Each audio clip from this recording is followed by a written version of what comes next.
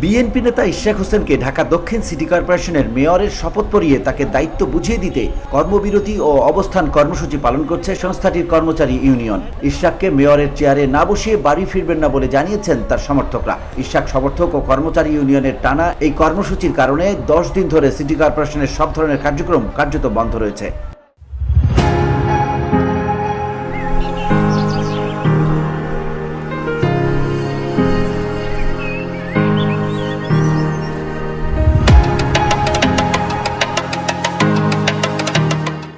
রোববার সকাল 10টার পর থেকে নগর ভবন প্রাঙ্গণে জড়ো হতে থাকেন কর্মচারীরা। তারা সে সময় ইশরাককে মেয়রের দায়িত্ব বুঝিয়ে দিতে স্লোগান ধরেন। আন্দোলনকারীদের ভাষ্য, মেয়র ছাড়া নগর ভবন চলতে পারে না।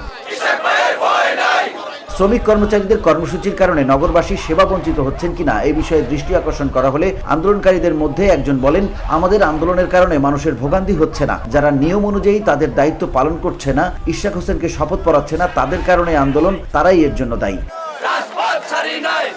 ঢাকা দক্ষিণ সিটি কর্পোরেশনের এক নারী কর্মচারী বলেন, আদালত থেকে যে রায় এসেছে সেই রায়ের বাস্তবায়ন করতে হবে। আমরা তাকে ঢাকা দক্ষিণ সিটি কর্পোরেশনের মেয়র হিসেবে চাচ্ছি।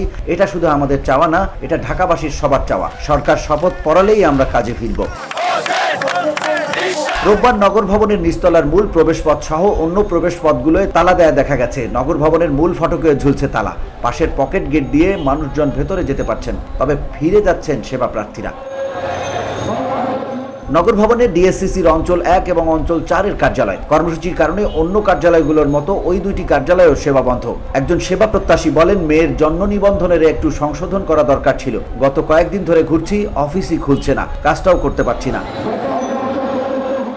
এমন পরিস্থিতিতে ইশরাক হোসেনকে শপথ পড়ানোর প্রক্রিয়া নিয়ে আলাপ আলোচনা চলছে স্থানীয় সরকার মন্ত্রণালয়। সবকিছু ঠিকঠাক থাকলে সোমবার তাকে শপথ পড়ানো হতে পারে। স্থানীয় সরকার বিভাগের সচিব মোহাম্মদ রেজাউল করিম মাকসুদ জাহিদি বলেন, আদালতের রায়ের কপি পেয়েছি। রায় অনুসারে 26 মের মধ্যে শপথ গ্রহণের বিষয়ে বাধ্যবাধকতা আছে। করণীয় নির্ধারণে আমরা আলোচনা করছি, শিগগিরই সমাধান আসবে। তবে শপথের তারিখ নির্ধারণ করে এখনো চূড়ান্ত সিদ্ধান্ত হয়নি। তবে 26 তারিখের মধ্যেই কাজ সম্পূর্ণ হবে বলেও জানান তিনি। VOD Bangla news desk.